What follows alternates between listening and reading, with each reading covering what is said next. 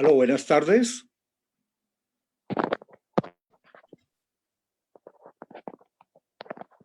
Hola Germán, buenas tardes. Te estamos escuchando.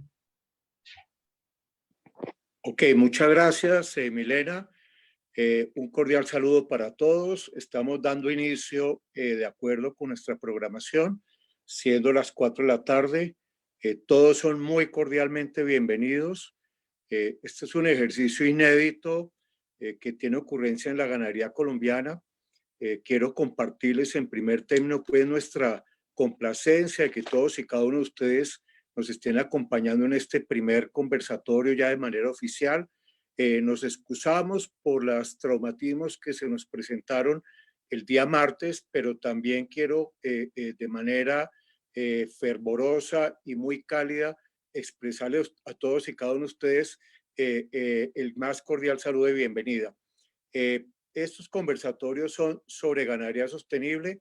Colombia evoluciona hacia la ganadería sostenible. En 5 minutos vamos a dar inicio formal. Estamos ahorita todavía ingresando gente. Ya van siendo más de 200 y pico de personas que han ingresado. Y entonces vamos a darles una cabida de 5 minutos, un tiempo de espera 5 minutos para poder tener ya el auditorio y arrancar muy puntuales. Muchas gracias.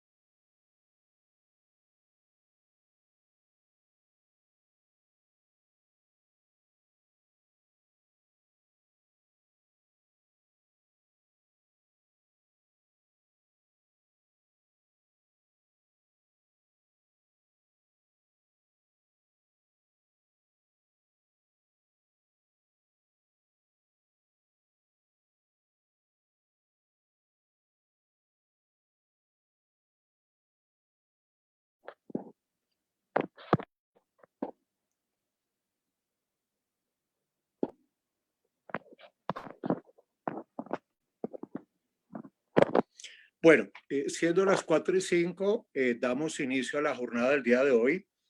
De nuevo agradecerles su presencia, ratificarles nuestras disculpas por lo acontecido el día martes.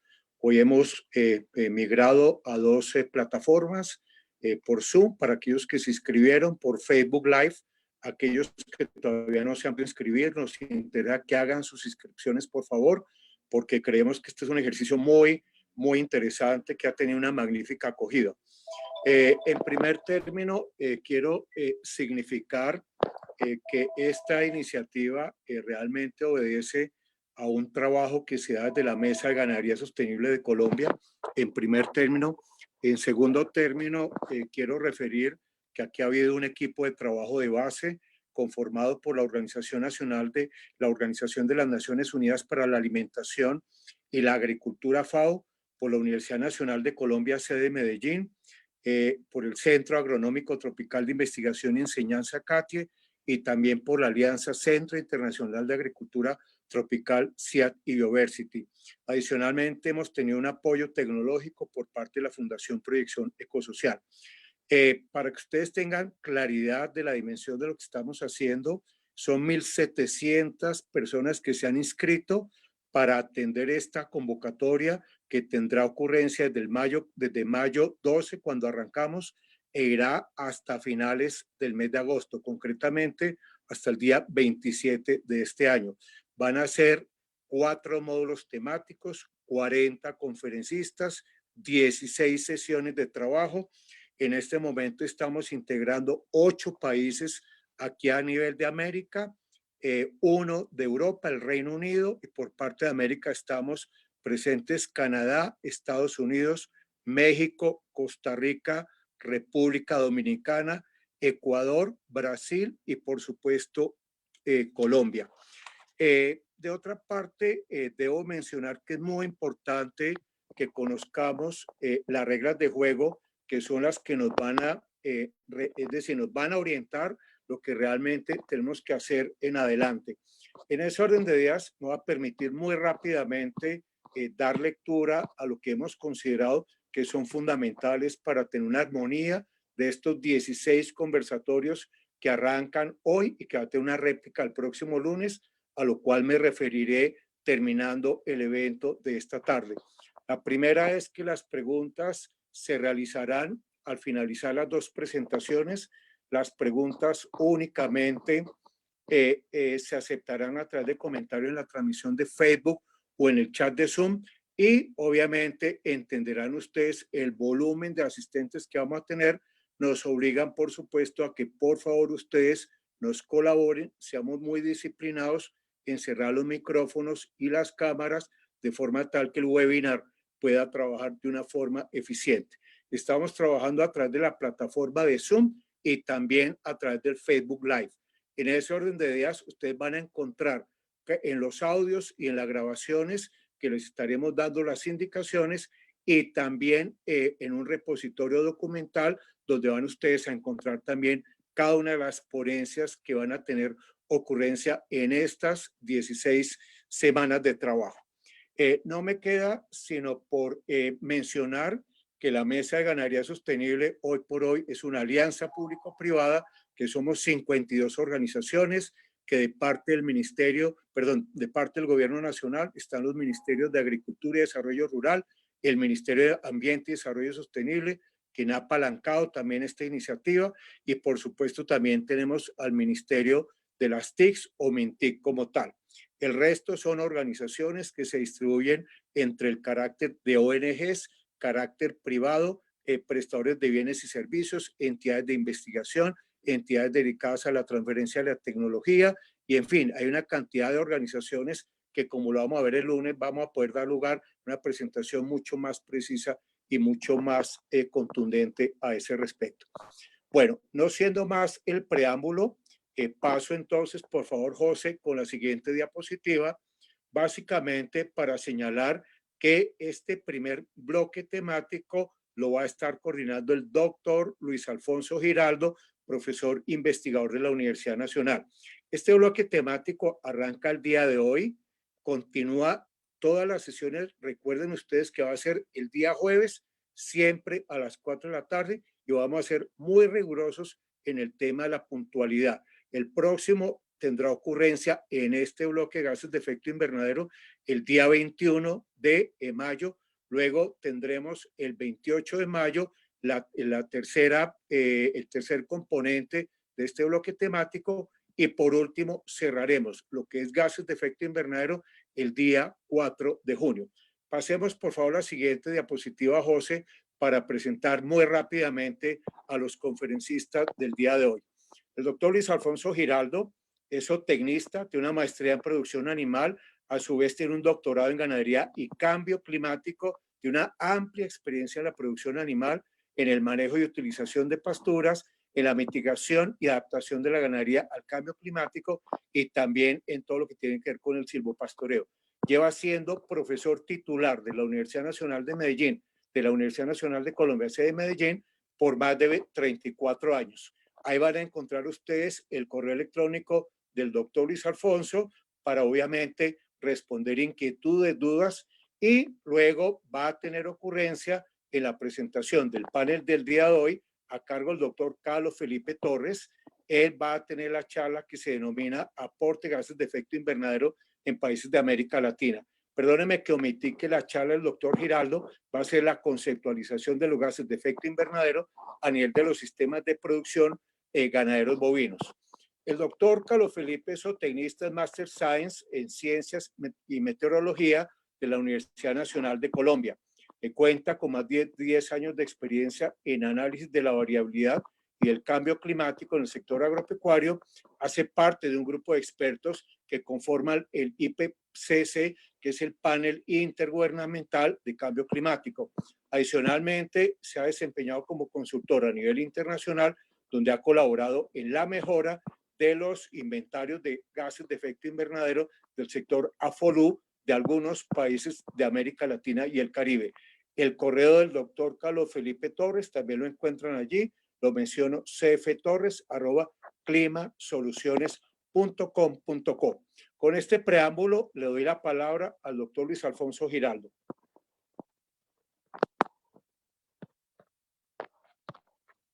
Muy buenas tardes a todos. En nombre de la Mesa de Ganadería Sostenible Colombia, le damos la bienvenida y les agradecemos mucho el que estén presentes en este conversatorio que nos une alrededor de la ganadería colombiana. Como observan en el brochure, en el tema de gases de efecto invernadero, tendremos la participación de varios conferencistas, todos buscando la manera de que la ganadería pueda tener posibilidades de mitigar o adaptarse al cambio climático, todo con el enfoque de paisaje, ¿sí? Nuestra idea es que los sistemas ganaderos deben verse como paisajes en un contexto global en la cual están involucrados todos los sistemas agropastoriles y en general todo lo que tiene que ver con el desarrollo de la ganadería. Sean entonces bienvenidos y comienzo con la primera presentación.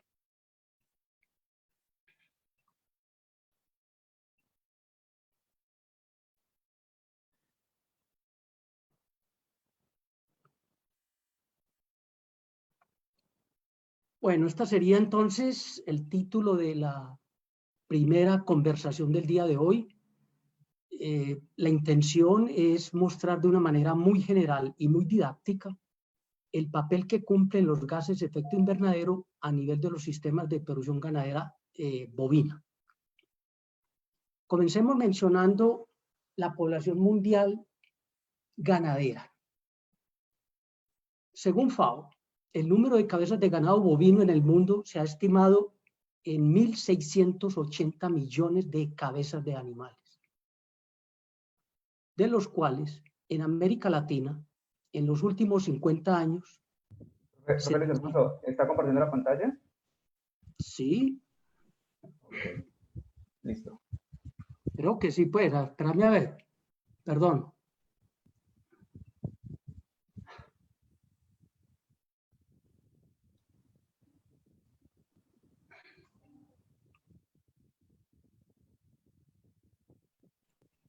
Ay, no. ¿Sí la estoy compartiendo o no? Es que no veo. Sí. Sí la estoy compartiendo. Ok. Bueno. Entonces decía que la población bovina en América Latina se duplicó en los últimos 50 años, al pasar de 200... Luis Alfonso, qué pena te interrumpo, no estás compartiendo la pantalla, no se está viendo la presentación. Espérame un momentico entonces.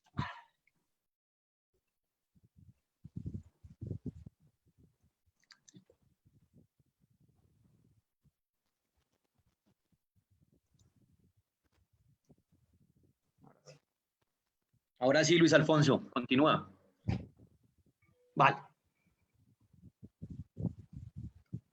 Entonces, comienzo nuevamente mencionando la población ganadera mundial. El número de cabezas de ganado en el mundo se ha estimado en ese valor que ustedes tienen ahí, según datos de la FAO. Por otra parte,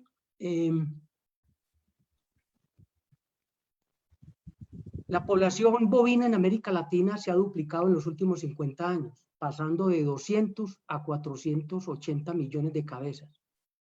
Eso coincide con un aumento también en el área de pasturas que ha pasado de 461 a 560 millones de hectáreas en pastos para alimentar a este tipo de ganadería. El producto principal de la carne bovina, de la ganadería bovina es la carne, y en América Latina cubre el 30% del comercio mundial, en la cual esos 5 países son los que exportan alrededor del 80%. Esos países son Brasil, Argentina, Uruguay, Paraguay y Colombia.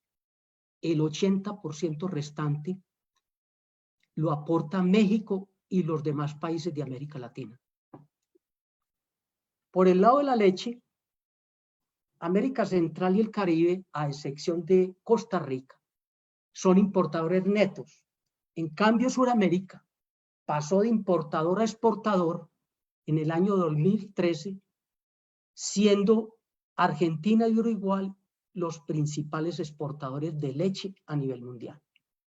Esto nos muestra un contexto de la importancia de la ganadería, tanto de carne como de leche, en el contexto mundial y en el contexto de Latinoamérica. Por el lado de nuestro país, de Colombia, el censo bovino del año pasado reporta en total 27.34 millones de cabezas, ocupando el 12º lugar en el mundo y el 4º lugar en América Latina. ¿Cómo están distribuidos esos 27.234 millones de cabezas en Colombia? 20 departamentos aparecen allí representados en esta gráfica, ¿sí? De los cuales el resto de departamentos, Colombia tiene alrededor de 32 departamentos, los 12 restantes tienen, como aparece aquí arriba, 1.796.000 animales. El resto, o sea, el 94%, está distribuido en estos departamentos. Aquí quiero resaltar 2 cosas. Ese 94% lo componen estos 20 departamentos, de los cuales 6 de ellos, Antioquia, Casanare, Córdoba, Meta, Caquetá y Santander y Cundinamarca, representan alrededor del 50% de este inventario de 27 millones de cabezas. Eso me trae a colación 2 aspectos importantes. Por un lado, dentro de esos 6 primeros departamentos que tienen el 50% de los animales, están también los departamentos que han mostrado mayor deforestación en el país, básicamente Caquetá, Meta, Antioquia, Casanare. Y eso también coincide con que allí, en estas áreas, es donde el ganado de carne predomina por encima de otro tipo de ganaderías. Y finalmente, dada la importancia de estos departamentos en el inventario ganadero, si queremos tener impacto en productividad y en mitigar el cambio climático, es allí en estas zonas donde deberíamos tener actuaciones importantes desde el punto de vista tecnológico, de transferencia de tecnología. Voy a hacer un recuento muy general de lo que es el cambio climático, para que entendamos un poco. La radiación solar natural y gratuita que nos trae el sol es de onda corta y penetra a la Tierra. De ese porcentaje, una parte de la radiación es reflejada por las nubes. Se estima que es alrededor, o tiene una potencia de 103 watts por metro cuadrado. Pero una parte que es reflejada por las nubes, otra parte traspasa, por así decirlo, las nubes y penetra la Tierra. Esa energía que penetra la Tierra ingresa y es absorbida por la superficie terrestre. De ese porcentaje de la superficie terrestre, esta energía que es convertida a rayos calóricos se emiten al medio ambiente. Si no estuviera esa capa que aparece allí como gases de efecto invernadero, que es la capa que ocupan todos los gases que nos competen, de los cuales la ganadería es una de las emisoras, y esta capa impide que normalmente esta radiación salga, sino que se devuelve y es lo que lleva al calentamiento global, una parte de esta energía que sale. De manera que el efecto invernadero ocurre normalmente en la Tierra. Lo que pasa es que estos gases de efecto invernadero impiden que lo que normalmente ocurra salga, sino que se devuelve, por así decirlo, y calienta todo el planeta. En términos generales, y una manera sencilla para entender qué es el calentamiento global. Muy bien.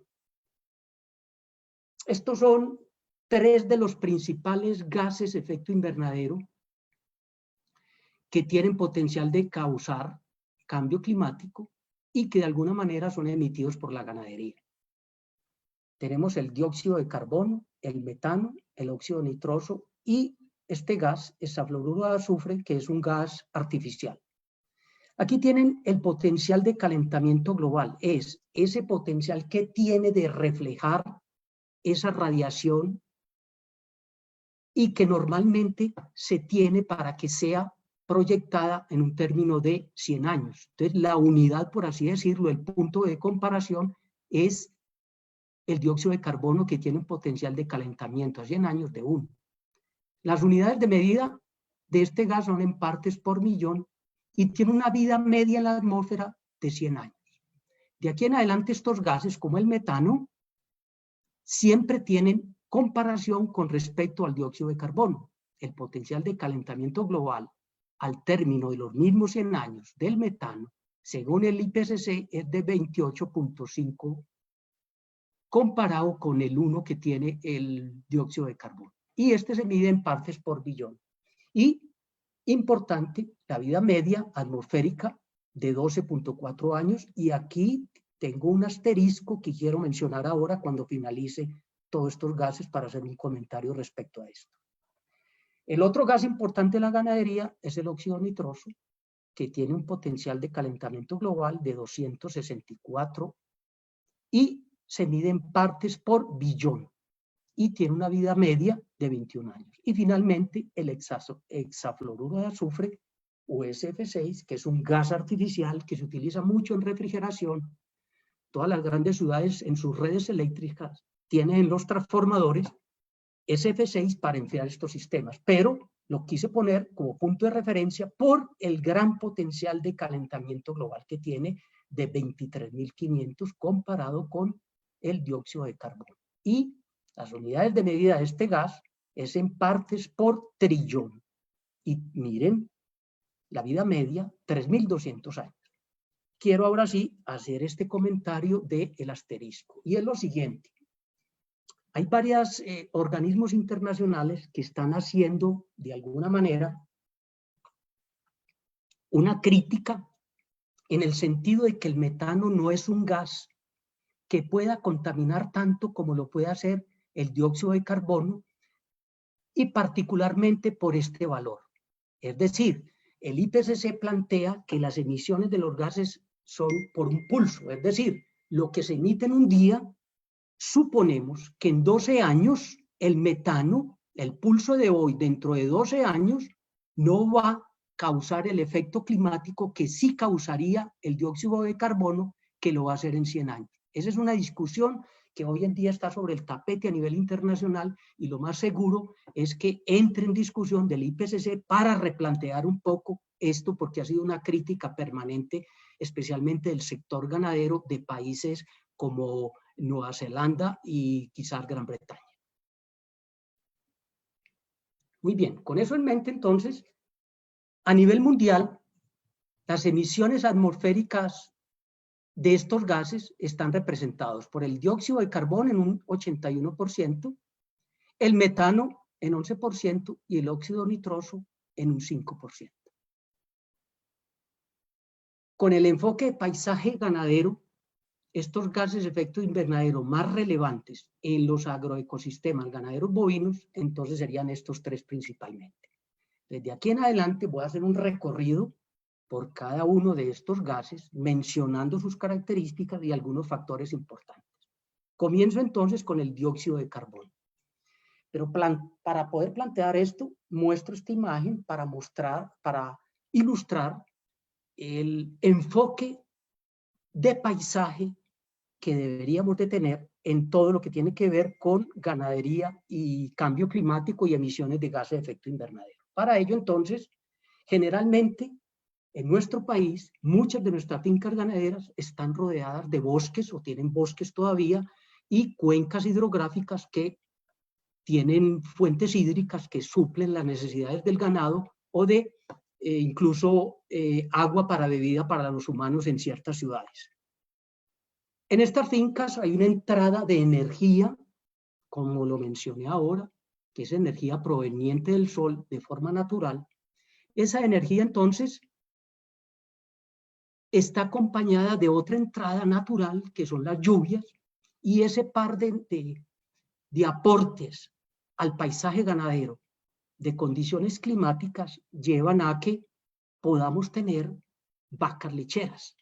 Resulta que parte de esa energía proveniente del sol y de la lluvia natural cae y alimenta la pastura o le sirve a la pastura para todo su desarrollo y para toda su fotosíntesis, y los humanos ponemos insumos, bien sea fertilizantes o agroquímicos, a esas pasturas. Una vez esa pastura ha recogido esa energía y la transforma en celulosa y hemicelulosa, los animales la consumen en forma de alimento y al interior del animal ocurren procesos de transformación de esa pastura con esa energía que llevan que uno de los productos, al menos en este caso, y actúa como una salida del sistema, es la leche. Pero como una consecuencia de la producción de leche y de esa transferencia de energía solar a través de la pastura que llega al animal y el animal la transforma en leche,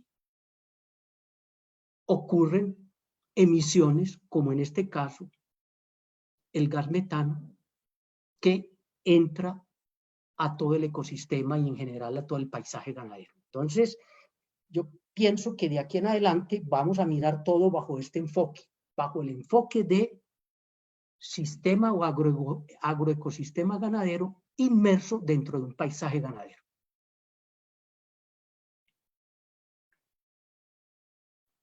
Entonces, comencemos con el dióxido de carbono, la principal fuente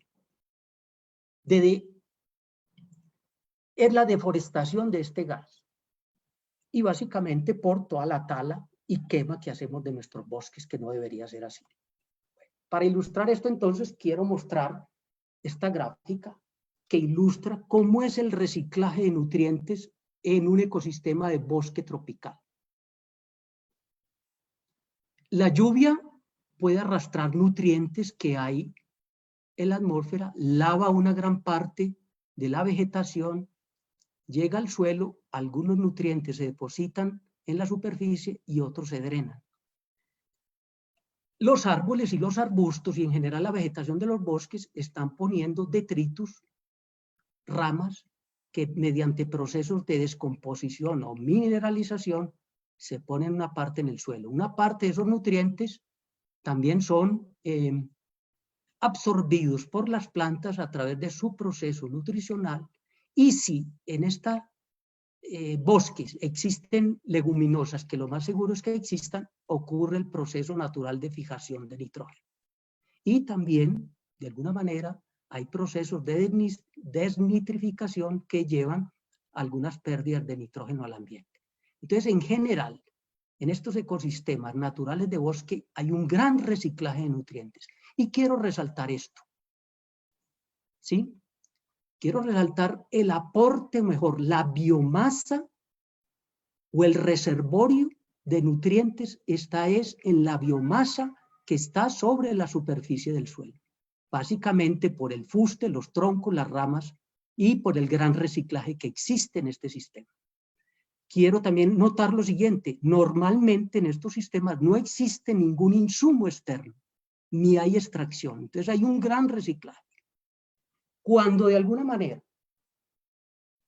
deforestamos y tumbamos estos bosques y lo transformamos en esto, ocurren también procesos de arrastre de nutrientes por lluvia, se lava parte de la vegetación, en este caso pasturas, y si existen asociaciones de gramínea y leguminosa, hay fijación biológica de nitrógeno, hay pérdida de nitrificación, parte de los nutrientes se drenan, pero gran parte de los nutrientes vuelve la planta y los nutre y entra otro componente diferente.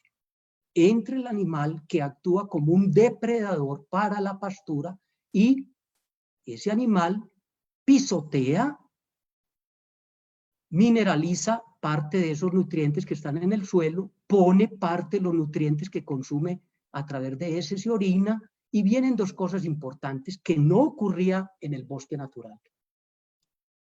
Hay extracción de productos animales, ¿verdad? O sea, estamos sacando nutrientes a través del animal, bien sea en su peso vivo o en la producción de leche. Y hay algo que me faltó aquí, que es importante, que viene de afuera, que es el aporte de insumos puesto al sistema.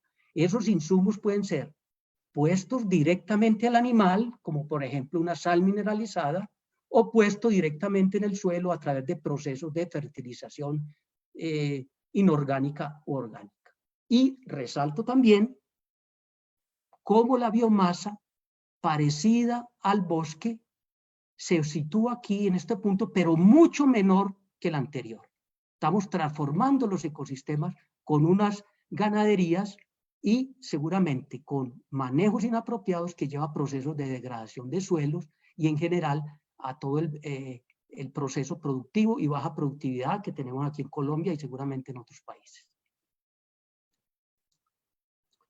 Pero ¿qué es lo que sucede en los bosques para que acumulen biomasa y carbono? Por el proceso natural de fotosíntesis, la energía de la luz del sol se convierte en energía lumínica. Aquí tienen, por ejemplo, 6 moléculas de dióxido de carbono que vimos que estaba circulando en el ambiente, junto con 6 moléculas de agua, a través del proceso de fotosíntesis, conforma carbohidratos y produce 6 moléculas de oxígeno. Básicamente, estos carbohidratos están compuestos por celulosa, que es un carbohidrato estructural, por eso le pongo la N, significa que hay muchas unidades de estas, y también celulosas, hemicelulosas y lignina hacen parte de todos estos carbohidratos.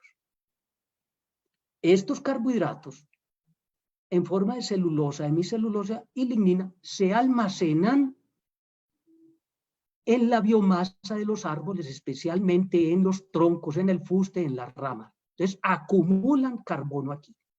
Por eso es un reservorio importante. Hay que mantenerlo siempre porque el proceso fotosintético lleva a que se almacene ese carbono y se mantenga inmóvil. El problema del carbono es que esté circulando en el ambiente. Y una cosa muy importante, que muchas veces se nos olvida, es que también en el sistema radicular de los árboles, igual que en las pasturas, hay acumulación de este carbono. Se estima que alrededor del 35-40%, o de pronto, dependiendo de la especie de árbol, se almacena carbono en el sistema radicular. Cuando deforestamos los bosques, estamos removiendo carbono. Pero también hay otro reservorio importante de carbono y es la materia orgánica que se acumula en el suelo. Y básicamente la materia orgánica o el humus que está en estos primeros centímetros de suelo, por así decirlo, que a medida que profundizamos en el perfil del suelo, va disminuyendo la materia orgánica. Y ese carbono acumulado lo conocemos como carbono orgánico del suelo. Ese CO2 se acumula en la materia orgánica como carbono orgánico del suelo, que proviene de residuos, hojarasca, detritus, compost, etcétera. De procesos de reciclaje vamos formando materia orgánica. Pero hay una cosa muy importante, y es que cuando hacemos uso de una manera indebida, por periodos prolongados, o por el uso de ciertos implementos inapropiados, cuando removemos el suelo, estamos removiendo carbono. Hoy en día está replanteado todo el esquema de preparar suelos con alta intensidad por el riesgo de destruir la estructura del suelo y adicionalmente por la pérdida de carbono que hay almacenado, especialmente en esta capa superficial de suelo, acumulado ese carbono como materia orgánica y como carbono orgánico en el suelo. Este cuadro nos muestra ejemplos de la acumulación de carbono en diferentes condiciones y tipos de suelo, tipos de bosque. Voy a detenerme un poco aquí para que analicemos un poco. Aquí tenemos 5 datos. En el municipio del Dobio, en el Valle del Cauca, en 2 tipos de bosques, un bosque nativo, un bosque de 40 años, un bosque de 15 años. Este es el carbono almacenado en el suelo. Miren, en un sitio 1, laderas andinas erosionadas, en una condición de altitud de 1900 metros sobre el nivel del mar y 1043 metros de precipitación en un caso, y en el otro caso 1300 metros, un poco más bajo que el anterior, y con más o menos la misma lluvia. Pero observen, en el primer caso, el carbono acumulado en el suelo 231, un bosque de 40 años, 186 toneladas de carbono por hectárea. Y en un bosque de 15 años, 155. Miren la diferencia en edad, 40 contra 15, la disminución del carbono en el suelo. Y este es el carbono almacenado en la biomasa. En la biomasa me refiero a el tronco de los árboles, las ramas grandes y las raíces gruesas, digámoslo así. Miren un bosque nativo en una condición de mayor altitud, 1900 metros, ¿sí? 244 toneladas por hectárea comparados con estos dos. Y carbono almacenado en las raíces finas de los árboles, básicamente en general de la vegetación. Y por último, el carbono total almacenado cuando sumamos estos 3 compartimentos. 480 toneladas por hectárea, 386, y 2 sitios de la Amazonía. El primer sitio, bosque tropical húmedo a 400 metros de altitud y 4500 metros de precipitación, y el segundo, este otro sitio, el sitio B, a menor altitud, 258 metros y con la misma precipitación. Miren la diferencia en carbono almacenado en el suelo, 107, 181 toneladas por hectárea de carbono en la biomasa y las diferencias en el carbono total. Y por último, en Costa Rica, Pocora, un sitio, bosque nativo, 134. En general, si sumamos estos compartimentos, son unos valores supremamente altos de almacenamiento de carbono y cambian en la medida que cambian las condiciones climáticas o las condiciones agroecológicas de la zona. Por lo tanto, hay un potencial inmenso para capturar carbono de los bosques y hay que preservarlos, precisamente porque mitigan el cambio climático a través de su proceso fotosintético, almacenan carbono. Muy bien, ahí termino con el CO2, ligado a la ganadería. Paso al otro gas efecto invernadero importante por el cambio climático y aportado por la ganadería. Y básicamente es el metano entérico, producido especialmente por el tracto digestivo por los animales. Comienzo con esta gráfica, que es lo primero que uno encuentra cuando se mete a la red Google, pide imágenes. La primera imagen que le aparece es esta, ¿sí? Pero es una imagen de alguna manera inapropiada, por lo siguiente. Se conoce técnica y científicamente que alrededor del 97% del metano que emite un animal proveniente de su tracto digestivo lo emite por vía oral, es decir, por procesos de transpiración o erupción. De manera que esta gráfica no es correcta porque a través de la parte posterior del animal no hay emisión, ¿sí? Si bien ese gas, metano, es un gas combustible, una cosa es que las heces las recoja y a través de procesos de digestión o biodigestión produzca el gas metano, pero no a través de la parte posterior. Entonces, ese es un mito que de alguna manera hay que romper o hay que entenderlo para que la gente comprenda que las emisiones de metano es por vía oral. Ok, con ese planteamiento entonces paso a explicar de una manera sencilla qué es lo que sucede al interior del animal, ¿sí? Que hace de que esté emitiendo metano a la atmósfera. Comienzo por mencionar el rumen, que es una cámara de fermentación que tiene unas características muy particulares.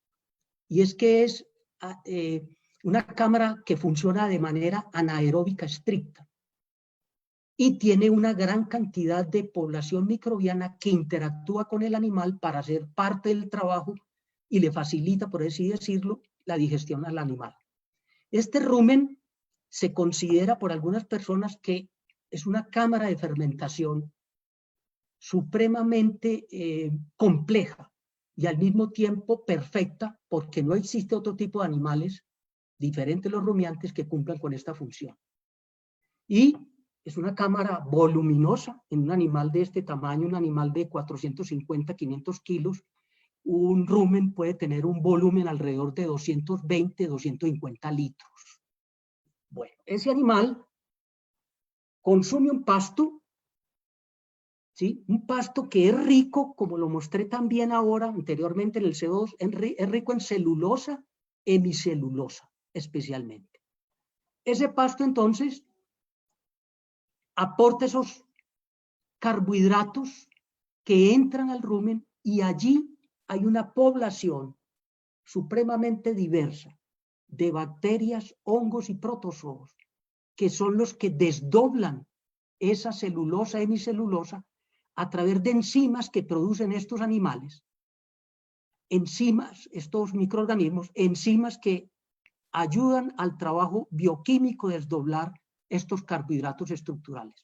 Y producto de ese proceso, entonces se producen los ácidos grasos volátiles, principalmente 3 ácidos grasos volátiles, acético, propiónico y butírico, que quiero llamar la atención que esos ácidos grasos volátiles son la fuente de energía para estos animales rumiantes. O sea, estos animales rumiantes, a diferencia de los monogástricos, actúan o obtienen su energía a través de ácidos grasos volátiles, no como los monogástricos que lo obtienen a través de la glucosa. Pero adicionalmente ese proceso de degradación a través de unas bacterias específicas, como son las bacterias metanogénicas o arqueas, producen hidrógeno que se une al CO2 y se forma el famoso metano a nivel de rumen. Ese metano que se forma aquí en esta cámara de fermentación sale nuevamente por esta vía a través de procesos de transpiración y eruptos de los animales y está emitiéndose al medio ambiente. ¿Sí? A este momento entonces quiero mencionar algo que resulta que estos animales están en la cadena alimenticia porque no existe en los monogástricos otros animales que aprovechen de una manera tan importante los carbohidratos estructurales que están aquí en estos pastos.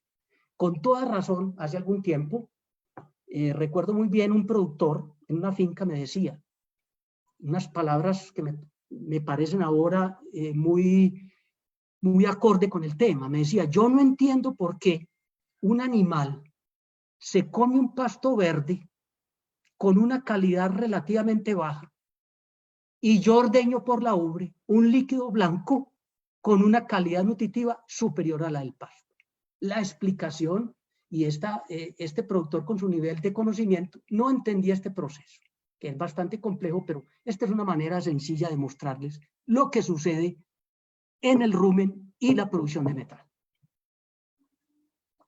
Muy bien, mencioné que hay varios ácidos grasos volátiles que se producen en el rumen, producto de la degradación de esos carbohidratos, especialmente de carbohidratos estructurales. Y los productos principales son el acético, el propiónico y el butírico. No voy aquí a hacer mucho énfasis en esto, pero miren esto, que aquí siempre es común los carbohidratos que tienen 6 carbonos o 12, en este caso son glucosas, ¿sí? Y se producen hidrógenos. Mire, para el acético desdobla los carbohidratos y uno de los productos son 8 hidrógenos. En el caso del propiónico, él no produce hidrógenos, sino que por el contrario los consume para poder producir agua y otras moléculas. Y el ácido butírico también produce hidrógenos, pero miren el metano, que es el que nos interesa, también es un consumidor alto de hidrógenos que se producen en el rumen. Entonces, de alguna manera, este par, tanto el metano como el propiónico, están compitiendo para producir sus moléculas, en este caso metano o esta otra por el propiónico, están compitiendo por el hidrógeno. Muy bien. Volviéndolo de una manera todavía más sencilla, por así decirlo, a través del esófago ingresa al rumen carbohidratos que vienen en los alimentos. Esos carbohidratos, por procesos de fermentación microbiana, pueden producir propionato, acetato o butirato. Y miren que el propionato, para producirse, requiere hidrógenos, lo mismo que hace el metano a través de los procesos de metanogénesis. Entonces, también entra aquí el hidrógeno. Entonces, insisto en la competencia que hay para producir metano del hidrógeno y para producir propiónico de la misma molécula. De manera que la metanogénesis y la producción de propionato remueven hidrógeno del rumen. Eso es supremamente importante desde el punto de vista bioquímico y sencillo. Ahora, alguien se pregunta, ¿y qué ocurriría si todos esos hidrógenos no fueran removidos del rumen? Bien sea por el metano o bien sea por el propionato. Pues simple y llanamente muere la vaca. ¿Por qué? Porque se inhibe la degradación de todos los carbohidratos estructurales que consume la vaca, que a través de ellos es que obtiene la energía para la producción de leche o la ganancia de peso en forma de ATP y en general para el crecimiento microbiano que hay en esa cámara de fermentación. Veamos un poco, muy general, con algunos comentarios, cuáles son los principales factores para la producción de metano entérico en el animal. Y comencemos por el consumo voluntario. Consumo que hace el animal del pasto. Y aquí tengo unos valores al lado derecho que ustedes están viendo. Resulta que la pérdida de energía bruta por metano varía entre el 2 y el 12%. Es decir, el metano tiene como molécula principal el hidrógeno y ese hidrógeno es energía. De manera que cuando el animal emite metano al medio ambiente, estamos perdiendo energía que el animal consumió a través de los alimentos que debió haberse dedicado para, bien sea, producir leche o ganar peso. Entonces, miren estos valores que son muy contrastantes. Son valores bastante amplios, esa diferencia entre el 2 y el 12%. La explicación es la siguiente. Este 2% de pérdida de energía bruta es debido a cuando el animal tiene una dieta rica en granos, es decir, cereales, maíz, avena, sorgo, etc. En cambio, cuando los animales se alimentan a base de pasturas o de forrajes, las pérdidas de energía pueden ser del orden del 12%. Entonces, dependiendo de la dieta, son las pérdidas en ese tipo de de emisión de gases. Luis Alfonso, 5 minutos. Bueno, señor. Ok. Otro factor que influye y muy relacionado con el anterior es el tiempo medio de retención en el rumen. Forrajes muy fibrosos, generalmente, ¿sí? Se retiene mucho tiempo en el rumen y eso hace de que se emita más metano. Y también, como lo mencioné antes, forrajes o dietas ricas en granos, hay diferencias en esto. También otro factor es el tipo de pastura, si es de tipo C3 o tipo C4. Esto se refiere a que hay diferentes rutas metabólicas. Las pasturas tipo C3 son aquellas de origen de zona templada, tipo ryegrass, y los pastos tipo C4 son aquellos pastos tropicales, como tipo braquiarias, guineas, etcétera, que tienen rutas metabólicas. Los pastos tipo C4 generalmente tienen mayores contenidos de fibra y en consecuencia estos pastos emiten más metano que los de C3.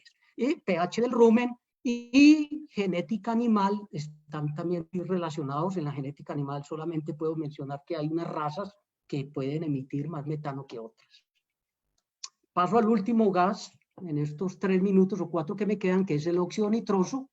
Y las tres principales fuentes de aporte de óxido nitroso en ganadería es la fertilización de pasturas y los desechos animales, especialmente por las heces y la orina de estos animales.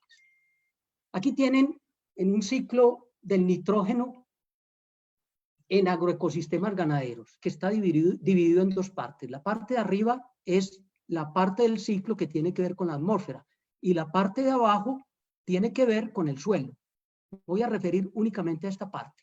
Cuando ponemos fertilizantes nitrogenados, una serie de bacterias que hay en el suelo transforman esos fertilizantes en amonio. Ese amonio, a través de otro proceso, produce nitritos y posteriormente nitratos, y se produce también por acción de nitrosomas las emisiones de óxido nitroso que aparecen aquí. De una manera sencilla, hay 3 reacciones químicas, pero voy a referirme a las 2 de arriba, la azul y la color violeta. La azul es una reacción que llama de nitrificación. El amonio en el suelo, a través de la acción de estas bacterias, se transforma en H2OH y en ese proceso se libera óxido nitroso al ambiente. Posteriormente, este otro parte de la reacción va por este lado y también lleva a nitrógeno, que es la parte que utilizan las plantas para su absorción, de manera que el óxido nitroso se libera en el proceso de fertilización como un punto intermedio antes de que las plantas aprovechen el nitrógeno en los procesos de absorción. Aquí tienen una idea, ya para terminar, las emisiones de gas de efecto invernadero en el sector agropecuario colombiano, y quiero resaltar cómo los suelos pecuarios, o sea, con ganadería, aportan al óxido nitroso el 36.16%. Es decir, aquí tienen todos los gases de efecto invernadero, el metano el 88%, pero este verdecito el 4.9%. De este 4.9%, el 36% lo aporta la ganadería a través de los suelos. Pero miren el aporte tan alto, el 63% que hacen los suelos agrícolas, y básicamente es la fertilización que hacemos, bien sea del café, de la papa, del maíz, etc. Muy bien. Muchas gracias.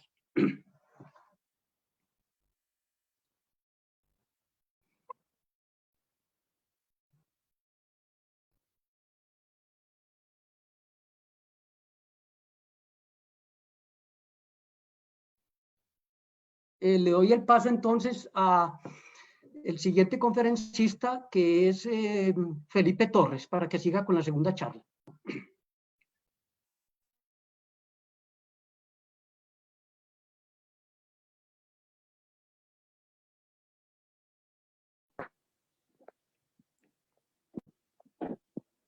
Gracias, Luis Alfonso. Solamente para que me confirmen si ya están viendo mi pantalla. Sí, la estamos viendo, Felipe. Vale, gracias.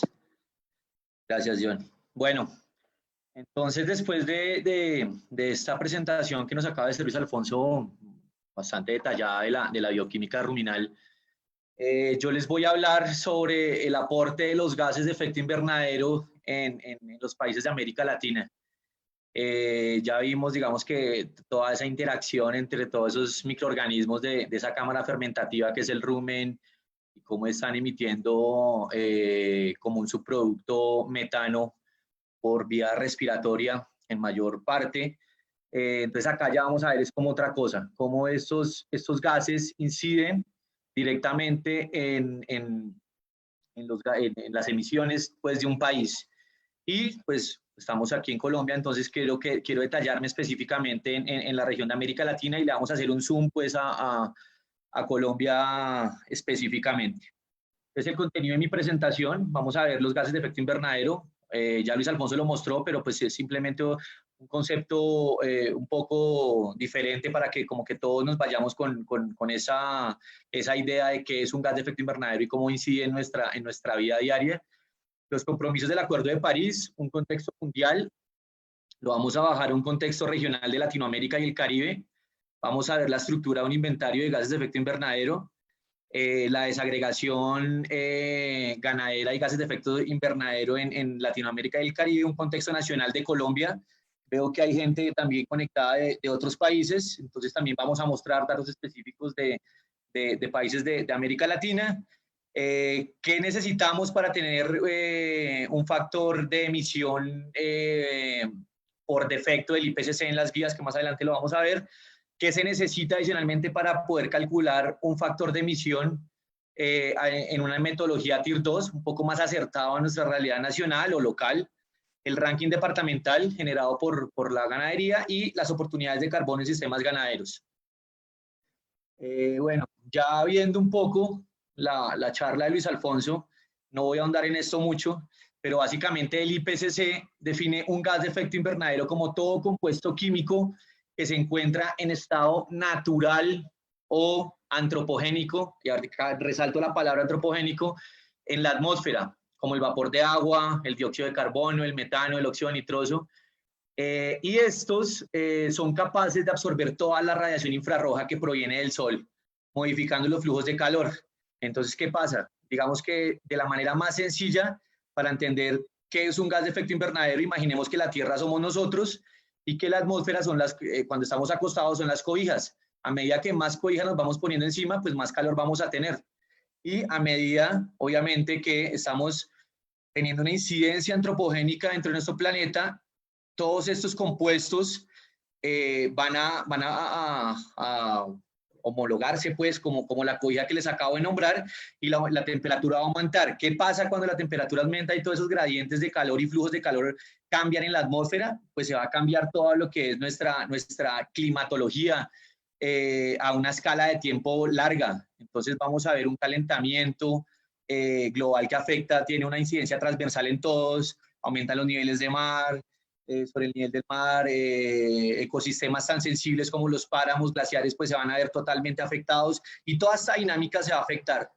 En el cuadro que vemos aquí a la izquierda en esta diapositiva, simplemente pongo los gases de efecto invernadero y acá resalto solamente los tomados por el segundo reporte del IPCC. Luis Alfonso en su presentación anterior nos mostraba los del cuarto reporte. ¿Por qué estos? Porque la mayoría de los países en América Latina estamos mostrando, cuantificando nuestras emisiones con este reporte de evaluación del IPCC. Seguramente si se cambian, pues esos potenciales cambian. Pero acá que quiero resaltar, actualmente el inventario de Colombia, que lo lidera el IDEAM, utiliza estos potenciales de calentamiento, donde el potencial del metano es 21 veces más grande que el del CO, el dióxido de carbono, y el del óxido nitroso es 310 veces más grande. Acá también resalto todos estos hidrofluoruros carbonados que se encuentran por el orden de los 3.800, 2.800 potenciales de calentamiento global, y el hexafluoruro de azufre que Luis Alfonso lo mostró anteriormente, que se usan en la industria eléctrica con potencial de 23.900. Entonces, si vemos acá como que las actividades agropecuarias están emitiendo metano, óxido nitroso, y ya vemos que ya la cuestión se va complejizando un poco más por su potencial de calentamiento global en la atmósfera. Entonces, esto es clave a partir de ahora a toda la presentación que estoy haciendo. Bueno, el Acuerdo de París tiene muchos artículos y solamente me voy a quedar en el artículo 4, que es el artículo de la mitigación de los gases de efecto invernadero. ¿Por qué? Porque como lo vieron anteriormente, estos gases afectan y alteran todo ese equilibrio, esa dinámica de calor, y lo que busca, o lo que buscó el Acuerdo de París, que se firmó en el año 2015, es que no podemos permitir que la temperatura media aumente de 2 a 1.5 grados Celsius. Sí, si bien la vida la conocemos actualmente como es acá en la Tierra, que en un promedio de 14.5 grados Celsius por los gases de efecto invernadero, no podemos permitir que por las actividades antropogénicas estos gases aumenten y por ende aumente la temperatura. Entonces, por esto el Acuerdo de París, países con anexo 1 y no anexo 1, en vía de desarrollo y desarrollados, se comprometieron a unificar esfuerzos para cada 2 años estar emitiendo ante la Convención Marco de las Naciones Unidas informes donde reportan su estado actual de emisiones de gases de efecto invernadero bajo estos 5 principios que son transparencia, precisión, exhaustividad, comparabilidad y consistencia. ¿Cómo se garantizan esos principios? Usando todos una misma metodología, que es la metodología que propone el IPCC en sus guías. Entonces, usando todos la misma regla para medir nuestros gases, podemos ser comparables. Somos transparentes cuando estamos reportando todas las actividades que más podamos de nuestro país y tenemos que tener consistencias y exhaustividades y precisiones en nuestros inventarios de gases de efecto invernadero. ¿Esto para qué? Pues para que los tomadores de decisiones lleguen con datos más certeros a todas sus políticas nacionales y regionales. Bueno, en un contexto mundial, ¿cómo estamos de emisiones de gases de efecto invernadero? Este atlas me parece como bastante, después les dejo el link, está en la presentación, y resume todas las emisiones mundiales. Entonces acá ya cada uno se va como ubicando de acuerdo a su país, y vamos a ver pues que América Latina y el Caribe no somos grandes emisores de gases de efecto invernadero, somos países todavía dependientes mucho de los recursos naturales, no somos países, la mayoría industrializados, entonces por ende ahí está como esa oportunidad de captura. Vemos que el principal país aportante de gases de efecto invernadero es la China, seguido de Estados Unidos con un 16%, la India 6.4%, Rusia con 4.8%, Japón con 3.6%, y ya vamos a ver más países con emisiones importantes de gases de efecto invernadero. En Latinoamérica, en América del Sur, el principal aportante, ahorita vamos a ver cifras más específicas, es Brasil, que aporta el 1.5 a escala mundial. En Colombia, según este cálculo que actualicé hoy, de hecho, para esa presentación, para esa ponencia, estamos aportando cerca del 0.52. Estos datos son de la mayoría de los últimos inventarios y reportes ante la Convención Marco del año 2018. Donde en promedio están las emisiones para este año en 36.573 millones de toneladas de CO2 equivalente. Esto es un montón. Bueno, ya bajando la escala de emisiones de gases de efecto invernadero, entramos al contexto regional. Para América Central, traje estos 5 datos, donde México es el país más, digamos que más aportante, obviamente por su área y por su población, con 682 megatoneladas o 682.000 gigagramos. Entonces vamos a hablar de megatoneladas cuando hablemos de las emisiones nacionales. Seguido de Cuba con 36 megatoneladas, y ya vemos países con no tantas, por su área, no tantas emisiones, como Costa Rica con 13 megatoneladas en promedio y El Salvador con 25.3. Para la zona norte de América del Sur, traigo a colación estas emisiones de Brasil con 2.240 megatoneladas de emisiones brutas.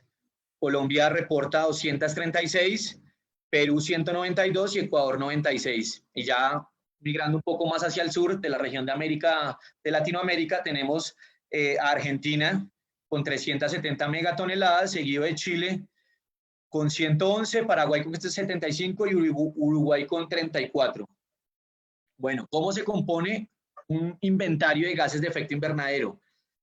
Todos los países que les acabé de mostrar usan las metodologías, mínimo las metodologías del año 2000, del IPCC del año 2006. ¿Por qué digo mínimo? Porque hay unos refinamientos que salieron y fueron reportados por el IPCC del año pasado, donde más adelante también vamos a ver, se actualizaron algunos factores de emisión para todos los módulos. ¿Cuáles son esos módulos grandes? Son energía, procesos industriales y residuos. Nosotros hoy estamos acá y creo que el 99% de los que estamos conectados trabajamos en el módulo AFOLU. AFOLU significa, por sus siglas en inglés, agricultura, silvicultura y otros usos de la tierra. Entonces, acá estamos enfocados. Ya haciéndole un poco más de suma a AFOLU, se divide en 3 grandes módulos, que son el 3A, el 3B y el 3C, donde el primero está cuantificando las emisiones de ese metano entérico en los procesos digestivos del rumen y del rumen principalmente, que nos mostró Luis Alfonso, y también está cuantificando las emisiones directas, tanto de metano como de óxido nitroso por la gestión del estiércol. La categoría 3B es la categoría que cuantifica las emisiones y absorciones de ese dióxido de carbono por cambios en la cobertura.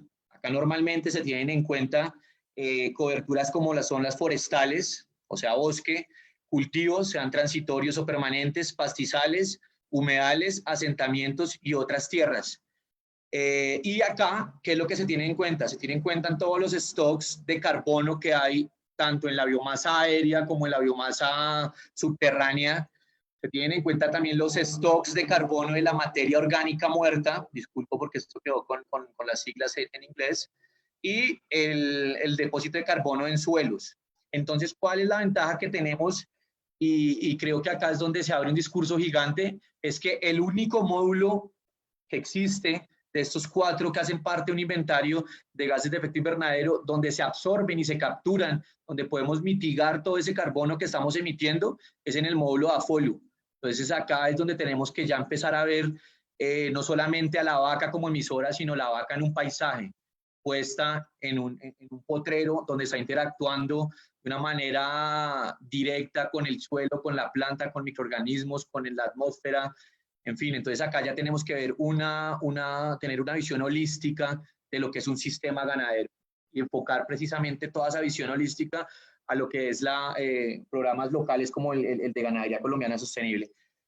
Y el último módulo es el módulo de fuentes agregadas, donde básicamente se están cuantificando las emisiones de gases de efecto invernadero provenientes de todas las actividades agrícolas. Acá se tienen en cuenta emisiones de metano y óxido nitroso por la quema de la biomasa, se tienen en cuenta emisiones de CO2 por la aplicación de urea y cal en suelos directamente, y se tienen en cuenta emisiones directas e indirectas de los suelos gestionados. Estas provienen principalmente de todas las fuentes nitrogenadas como fertilizantes, como la orina misma y heces que quedan en los animales, de los animales que están pastoreando, como los cistosoles, en fin, toda la entrada de nitrógeno al sistema agrícola se cuantifica aquí de una manera directa e indirecta, como lo mostraba Luis Alfonso en su diapositiva, por directa y mediante la volatilización y lixiviación de ese nitrógeno.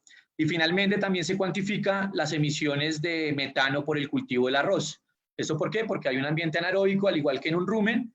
El cultivo del arroz que está aquí en el gráfico cuenta con agua, normalmente siempre está como con agua, y ahí hay una descomposición anaeróbica que está emitiendo metano. Para Colombia, y creo que para ningún país en América Latina, esto corresponde a una categoría principal. Sí corresponde a categorías principales en países de Asia como Vietnam, Camboya, Corea del Sur e inclusive Japón.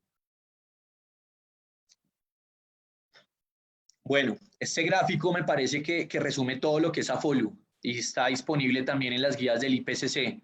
Y este gráfico básicamente nos está mostrando qué se produce y qué se captura, cómo que se consume de CO2 en un sistema, en un paisaje. Entonces acá vemos emisiones por quemas de biomasa, de diferentes óxidos de nitrógeno, óxido nitroso, metano. Vemos cómo esos cambios de cobertura están produciendo CO2. ¿Qué quiero decir esto? Por ejemplo, tenemos una cobertura con alto contenido de carbono, como puede ser un bosque promedio de 200 toneladas de carbono, y se tala ese bosque para meter, no sé, un pastizal, por ejemplo. Estamos pasando un stock de carbono de 200 en promedio, son muy gruesos los promedios que muestra el IPCC, de 200 toneladas por hectárea a uno de 6. Entonces, hay una fuga de carbono que va directamente a la atmósfera, toda esa dinámica del carbono en los suelos, la respiración de los suelos, las emisiones que les digo en ambientes anaeróbicos de materia orgánica como en el cultivo del arroz, las entradas de nitrógeno en los sistemas agrícolas, las fijaciones de nitrógeno, y acá están nuestros sistemas ganaderos, donde la vaca per se, por ser un animal rumiante, está emitiendo metano, y su estiércol también está emitiendo metano de una manera directa y óxido nitroso de una manera directa e indirecta. Entonces creo que acá está como todo el concepto de lo que es el módulo de AFOLU en un inventario nacional. Bueno, acá ya entramos a ver un poco más la importancia en un contexto regional para países de América Latina y el Caribe de qué es AFOLU en sus inventarios. Entonces vemos países, grandes países con emisiones importantes a escala mundial, como Brasil, con 2.240 megatoneladas, o México, donde el sector AFOLU en promedio para el último año emite cerca de la mitad de su inventario de gases de efecto invernadero. El Salvador, 2/3 partes de sus emisiones provienen de ese sector AFOLU. Panamá el 44%. Vemos países como Paraguay, Perú, Uruguay, donde las emisiones del sector AFOLU son bastante importantes. Y claro, los países dependientes como dije anteriormente, del medio ambiente, no somos industrializados, entonces ahí es donde tenemos que mitigar las acciones o estas emisiones netas. ¿Cómo aporta en estos países el ganado, la ganadería, respecto al sector AFOLU? Entonces vemos que países como Chile, cerca del 70% de sus emisiones provienen de la ganadería, del sector AFOLU. Tenemos el 70% provienen de la ganadería. Para Colombia, se ha calculado que cerca del 18% de estas emisiones provienen del sector ganadero de una manera directa, y vemos otros países más con sus porcentajes de aporte. Esta primera columna que vemos acá es importante. ¿Por qué? Porque acá fue donde se extrajo este valor que estamos viendo en esta tabla del día de hoy, y hace parte de los últimos, fue lo más próximo que encontré en la página de la Convención Marco de las Naciones Unidas, de los últimos reportes que vimos al comienzo. Entonces hay emisiones, hay reportes como Argentina o Brasil, de su tercer informe bienal. Chile también mostraba datos de su tercer informe bienal. Cuba hasta ahora está en el desarrollo de su inventario, entonces mostró datos de su segunda comunicación nacional, pero básicamente esos datos son del último informe oficial que cada país reporta ante la Convención Marco de las Naciones Unidas. Así que son como los datos oficiales de cada uno de ellos. La fermentación entérica, acá resalto la importancia que tiene dentro de las emisiones de un país, de todo el total de las emisiones del país. Vemos que el 20%, el 22% de las emisiones de Brasil provienen de la fermentación entérica. Claro, el hato de Brasil es un hato de cerca de 200 millones de animales. Entonces acá vemos que esos 200 millones de animales se están aportando el 22% de las emisiones para este país. En Colombia son el 9.5%, y sobresalen para Paraguay, por ejemplo, el 33.4% de sus emisiones. Adicionalmente, también hay emisiones por el estiércol, donde pues acá podemos ver sus principales aportes, que no son tan, digamos que tan representativos como lo es la fermentación entérica. Esas son, digamos que emisiones directas. Ya después se desagrega un poco más la parte de nitrógeno que está depositado por los animales en las pasturas, donde también es una categoría importante, pero solamente estoy mostrando las emisiones que se contemplan en la categoría 3A vista anteriormente. Bueno, en un contexto nacional, para la serie del año 90-2014, esto es fuente del IDEAM. Acá repito, el IDEAM es la entidad nacional encargada de hacer esos reportes ante la Convención Marco. Y en el segundo informe y en la actualización, el IDEAM nos dice que el sector AFOLU aporta 2/3 partes en promedio para la serie 90-2014 de las emisiones de gases de efecto invernadero. Algunas cifras las vemos al lado derecho de la diapositiva, donde ponemos estos años y simplemente resaltar el último año, que es que se tiene las cifras oficiales, donde vemos emisiones de 239 megatoneladas y absorciones por 23 megatoneladas de CO2 equivalente. Acá resalto las cifras también del sector de la energía, que para el último año para el año 2014 representó cerca del 35% de las emisiones nacionales, donde sus principales fuentes son, pues básicamente el uso de energía por el transporte y la industria de la energía, aportan cerca del 22%. AFOLU, acá sobresalen las emisiones por fermentación entérica, cerca del 9% de las emisiones del país, las emisiones agrícolas con cerca del 8%, y muy importante, eso que nombraba también Luis Alfonso en su presentación, las emisiones asociadas a la deforestación. Para Colombia se calculó para el año 2014 que cerca del 12% de las emisiones estaban asociadas a deforestación de bosque para pasar a cobertura de pastos. Entonces vemos que si sumamos estos dos grandes, o inclusive estos tres grandes ítems, podemos, no sé, decir que el sector agropecuario es un gran aportante con cerca del 35% de las emisiones en Colombia. Estos datos también son los últimos que reporta el IDEAM en los informes finales de actualización. Bueno, ya entrando en materia un poco de lo que son las emisiones de la ganadería, propias de la ganadería. Entonces tenemos la categoría de la fermentación entérica, donde se está cuantificando todas esas emisiones de todas las especies pecuarias de un país. ¿Por qué digo pecuarias? Porque precisamente un inventario de gases de efecto invernadero lo que está cuantificando es esa actividad antropogénica. Por ejemplo, si en Colombia existiesen manadas de ciervos que son libres, pues salvajes, pues no las cuantificaríamos porque hace parte de esa fauna. Pero si esos ciervos estuvieran confinados y utilizados para fines pecuarios, ahí sí tendríamos que cuantificar eso porque hace parte de una actividad antropogénica. Entonces, básicamente el gas que estamos cuantificando es el metano, que ya vimos el potencial de calentamiento global, y se reporta, sí lo estamos reportando en la categoría 3A1, según el IPCC. Tenemos la fermentación entérica digamos que con la definición más básica, como el proceso digestivo por medio del curar todos esos microorganismos de manera simbiótica, descomponen los carbohidratos y las moléculas en moléculas simples, como lo que mostró Luis Alfonso, para que esto sea asimilable. O sea, el animal está consumiendo algo de baja calidad para convertirlo en alimento para él, y a su vez, un subproducto, un producto directo sería carne o leche de alta calidad. Entonces, esas bacterias están actuando de una manera simbiótica con el animal. Durante ese proceso, pues, se está produciendo metano. Esta definición está dada por la Convención Marco de las Naciones Unidas en su glosario. El estiércol, acá lo que estamos cuantificando es el metano y el óxido nitroso, producido durante el almacenamiento o tratamiento de este mismo estiércol, así como el que se está depositado en las pasturas. Acá cuantificamos metano y óxido nitroso y lo estamos reportando en la categoría 3A2 de una manera directa. Se define como gestión de estiércol todo el manejo que le da el hombre a esas heces y a esa orina generada por las especies pecuarias. Esta definición pues está por el IPCC, y cada uno de los sistemas de gestión de estiércol, digamos que tiene unos factores de emisión diferentes.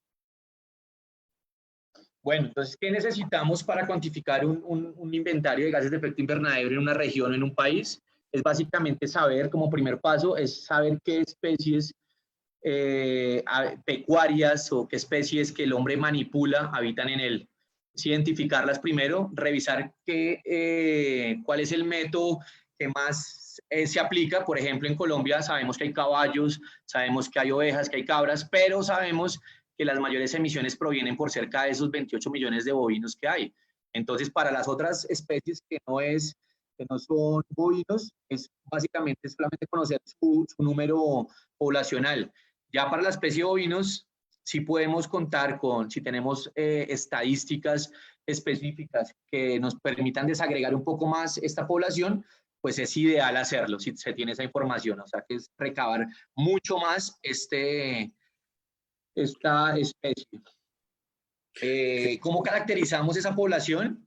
Pues básicamente tenemos que contar, nuestra unidad temporal es el año, entonces es mirar estadísticas oficiales de un año específico, en promedio cuántas especies hubo, ¿sí? Y ese es el dato que vamos a usar en el inventario de gases de efecto invernadero para calcular las emisiones totales de las especies pecuarias. Vemos que se complejiza la cuestión cuando hay dos tipos de poblaciones, que son una estática y otra en crecimiento. La primera hace referencia a animales que viven en promedio más de un año. Por ejemplo, las vacas de leche, pues son mayores a un año, obviamente. Las cerdas gestantes son mayores a un año. Asumimos que todos los caballos son mayores a un año. En fin, pero hay una especie que sí tenemos que ajustarla y se encuentra en población en crecimiento, como por ejemplo los terneros en sistemas de lechería especializada. Normalmente esos terneros no viven más de un año, o el pollo de engorde no vive más de un año, entonces tenemos que hacer esos ajustes para no sobreestimar emisiones de gases de efecto invernadero para nuestro país. Para ello, ¿qué tenemos? Ya hablamos de los datos de actividad, entonces nos vamos a una ecuación básica de un inventario de gases de efecto invernadero, donde tenemos el dato de actividad, en este caso es el número de animales por un factor de emisión. Entonces, ¿qué es un factor de emisión? Es cuánta cantidad de un gas de efecto invernadero se produce en un año. En este ejemplo, pongo los factores de emisión por defecto del IPCC del año 2006, que nos dice, divida su población en dos grandes grupos, lechero y otro ganado vacuno. Entonces, para el ganado lechero en promedio se están produciendo 63 kilogramos de metano por cada animal al año, y para otro ganado 56. Entonces acá fue cuando empezamos a construir el primer inventario de Colombia, nos dimos cuenta que esos factores son muy gruesos. Claro, un ternero que nace inclusive monogástrico no le podemos aplicar un factor de 56, entonces nos tocó desagregar, trabajamos en conjunto, hablo en plural porque hago parte del equipo del inventario de gases de efecto invernadero de Colombia, para desagregar esta población que más adelante vamos a ver cómo quedó. Felipe, te quedan 10 minutos. Vale, Germán. Para otras especies, pues se emplean los factores de emisión por defecto, donde voy a solamente resaltar 3. Búfalos, se calcula un promedio que un animal pesa 300 kilogramos y produce 55 kilogramos de metano al año. Ovejas o cabras producen 5 kilogramos, con pesos promedios entre 65 y 40. Y los equinos, 18 kilogramos de metano al año. Si bien pues no son rumiantes, si tienen su base, digamos que su base alimenticia, pues son también forrajes. Bueno, acá ya estamos mirando el refinamiento de las guías del año 2019, donde digamos que hay una mayor caracterización de los sistemas bovinos. Entonces ya vemos diferentes valores un poco más desagregados, y digamos que los dividen por sistemas productivos de alta, podemos decir tecnificados y no tecnificados, y esos valores son los que yo aconsejo para las personas que están, o recomiendo emplear, como mirar si hay alguien de otros países, empezar a utilizar esos factores de emisión que considero que están muy, muy cercanos a las realidades nacionales. Al igual que para las otras especies diferentes a bovinos, también el refinamiento del año 2019 nos muestra una caracterización de otras especies que también está bueno mirarlas. Lo mismo ocurre para los factores de emisión. Entonces, estas tablas que nos proporcionan las guías del IPCC nos sugieren qué factores de emisión utilizar para la cuantificación de metano, en este caso por las excretas de los animales. Entonces acá simplemente ubicar la región donde estemos y aplicarles estos factores de emisión, donde uno de las variables principales está la temperatura. A mayor temperatura hay como mayor descomposición anaeróbica, y por ende puede haber más emisión de metano por las excretas.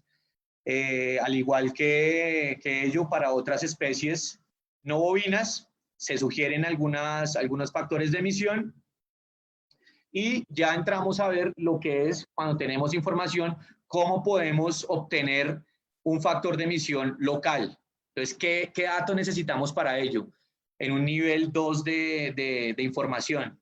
Entonces, primero, si recuerdan en unas diapositivas atrás, solamente el IPCC, cuando no hay información, nos dice vacas de leche y otro ganado bovino. Entonces, evidentemente, el ejercicio que se hizo en Colombia y que se ha venido construyendo desde el año 2014 es dividir esas especies específicas para Colombia. Entonces, lo pudimos hacer y obtuvimos 7 grupos etarios, que son vacas de alta producción, lo que conocemos como lechería especializada, vacas de baja producción, lo que conoceríamos como lechería de doble propósito, las vacas que se emplean para producir ganado de carne o las mamás del ganado de carne, toros empleados con fines reproductivos, terneros predestetos, terneras de reemplazo y ganado de engorde. Entonces, como ven, acá ya la cuestión se empieza a complejizar un poco más, porque tenemos que saber de cada uno de estos grupos etarios cuál es su número específico en un año específico.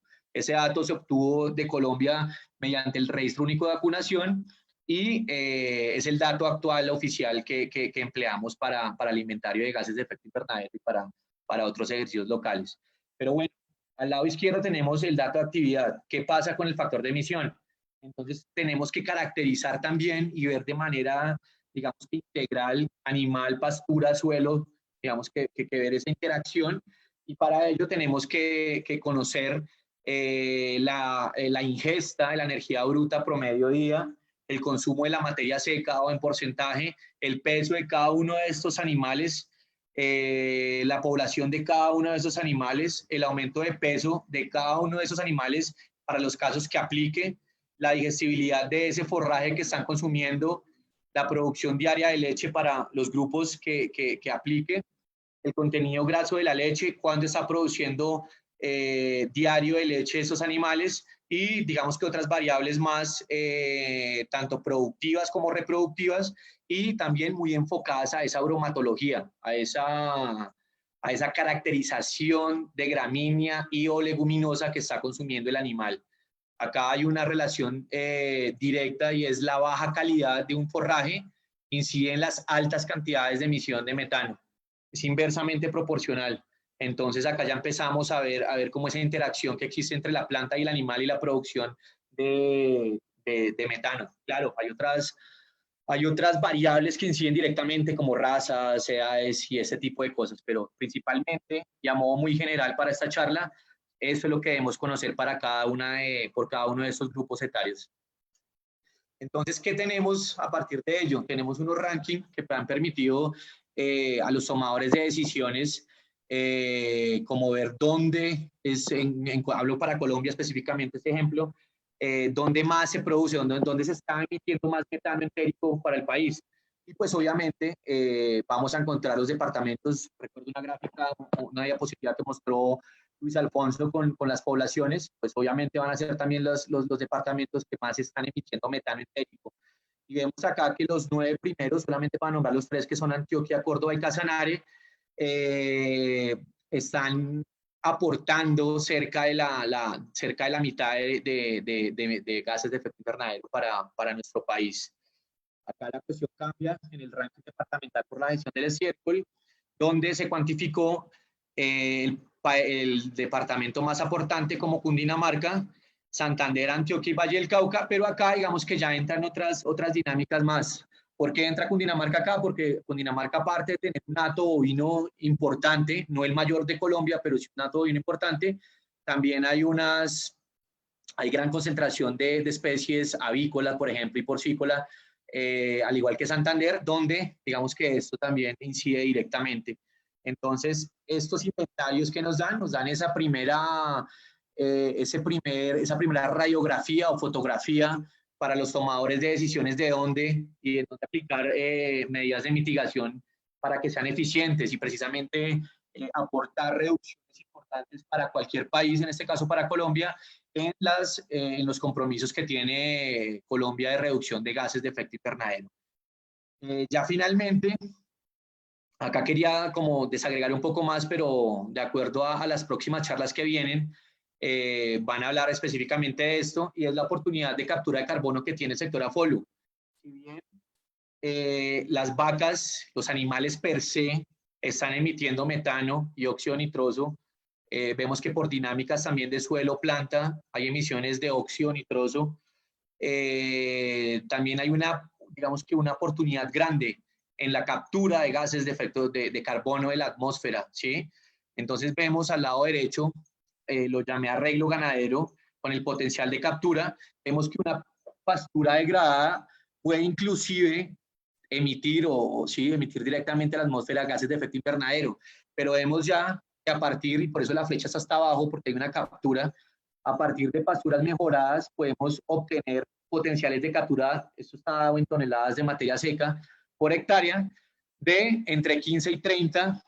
Vemos que arreglos pastoriles no intensivos pueden generar capturas de hasta 40 toneladas de materia seca de carbono al año. Arreglos pastoriles intensivos entre 80 y 150, y vemos ya que datos del IPCC del año 2019 nos muestran cómo arbustos tropicales pueden capturar hasta 60 toneladas de carbono y cómo los sistemas montañosos tropicales pueden tener contenidos de carbono, stocks de carbono entre 60 y 230 toneladas al año. Entonces es simplemente esto, como lo dejo como una abreboca para las próximas conferencias, donde vamos a ver un poco más a fondo esos arreglos cómo inciden directamente en la captura, y básicamente el mensaje de esta diapositiva es ver la ganadería de una manera holística. Claro, no podemos jugar a ser dioses en convertir un animal rumiante en un monogástrico que emita menos, pues creo que no se puede hacer eso, pero sí se puede interactuar con especies arbustivas o con arreglos o con pasturas mejoradas, esta cuantificación y digamos que volver los sistemas más amigables, más sostenibles, los sistemas ganaderos. Esta era mi presentación y estoy esperando presto a cualquier pregunta. Gracias. Felipe, muchas gracias. A Luis Alfonso también, mil gracias. Vamos entonces a dar paso a las preguntas. Ya las tenemos formuladas. Voy a arrancar primero pues con Luis Alfonso para que por favor él pueda ir respondiendo lo que son las preguntas que se formularon. Bueno, como cosa curiosa, pensamos que vamos a recibir más preguntas. Hemos seleccionado un grupo lo más uniforme posible. La primera dice lo siguiente, Luis Alfonso: el creciente aumento del CO2 atmosférico y de la temperatura global media afecta por igual a las pasturas C3 y a las pasturas C4.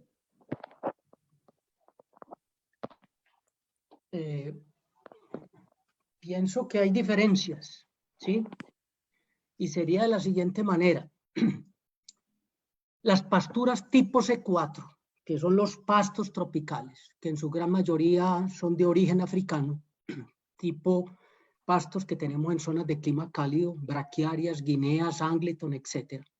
Esos pastos, con el incremento de la temperatura como consecuencia del cambio climático, tienden a desarrollar mayor cantidad de pared celular.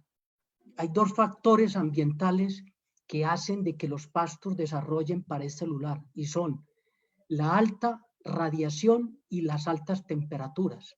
Entonces, esas altas temperaturas y radiaciones llevan a que los pastos desarrollen mayor pared celular. La pared celular es el componente precisamente que aumenta las emisiones de metano en los animales. En la medida de que los pastos sean menos digeribles, emiten más metano. Bueno, ahora vamos a los pastos tipo C3. Los pastos tipo C3 son aquellas gramíneas de zona templada, pero también están las leguminosas. Todas las leguminosas y árboles que ustedes conocen son especies que tienen ruta metabólica tipo C3. Esas especies se saturan rápidamente con intensidades lumínicas altas.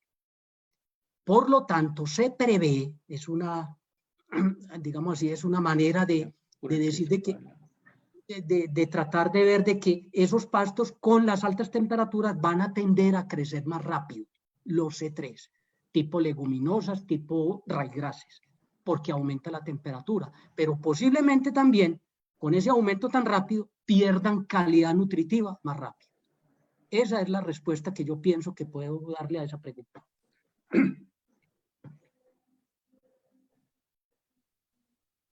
Germán.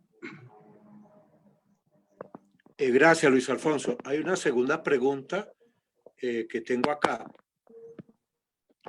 ¿Me escucha, Luis Alfonso? Sí, te escucho, Germán. Ok, gracias. Dice lo siguiente, las razas bovinas naturalizadas tipo criollo casanareño o san martinero producen el mismo volumen de gases de efecto invernadero que otro tipo de razas como las cebuinas tipo Brahman.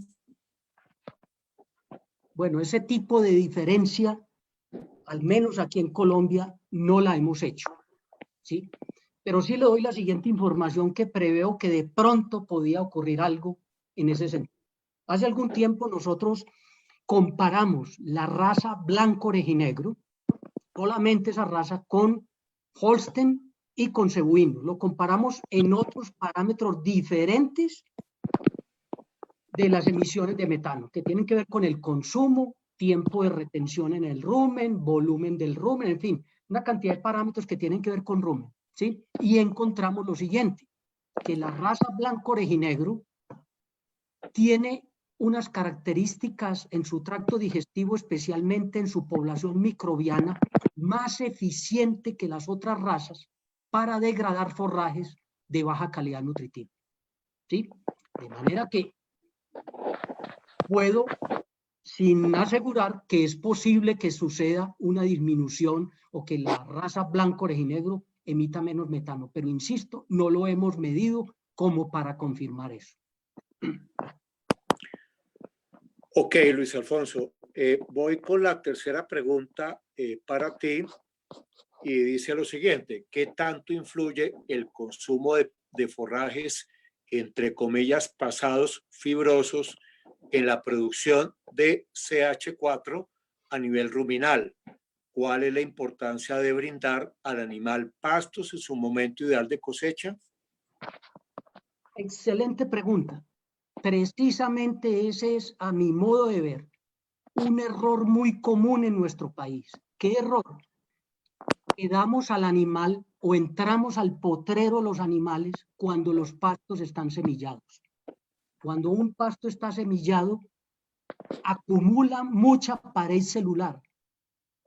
Y mucha fibra, mucha pared celular es precisamente lo que promueve la formación de metano en el rumen, porque ese material tan fibroso se demora mucho tiempo en el rumen intentando degradarse por efecto de la población microbiana. Y eso lo aprovechan las bacterias metanogénicas precisamente para desdoblar y producir mucho hidrógeno, y nuevamente el hidrógeno se une al CO2 y se forma el metano.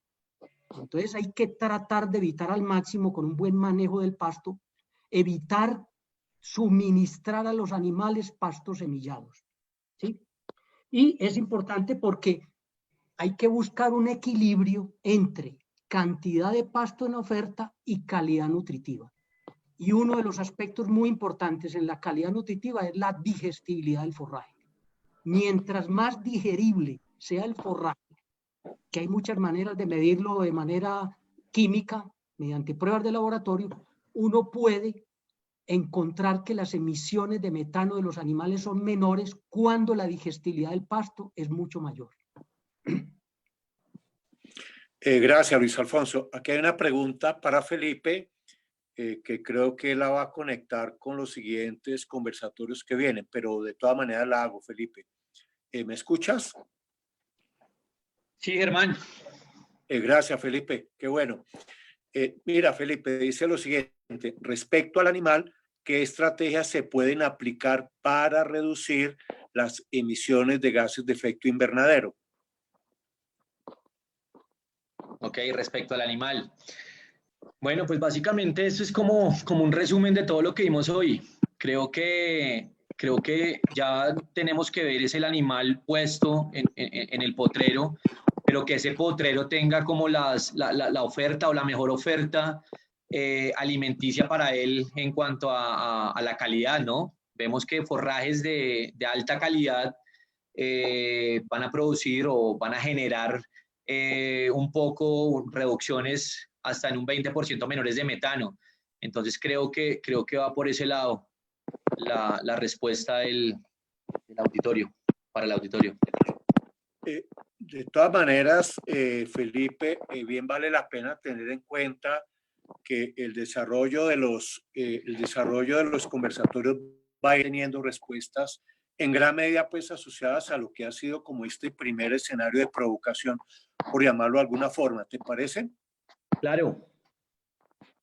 Listo. Bueno, mira, hay aquí una segunda pregunta, Felipe, que te la formula el auditorio. Han salido noticias que han bajado las emisiones a nivel mundial, incluso que la capa de ozono se ha recuperado. Entendería yo que es a partir de este aislamiento forzoso, ¿no? Pero el ganado sigue siendo el mismo. Entonces, no queda desmentido que el ganado es un gran causante de las emisiones y casi un culpable directo.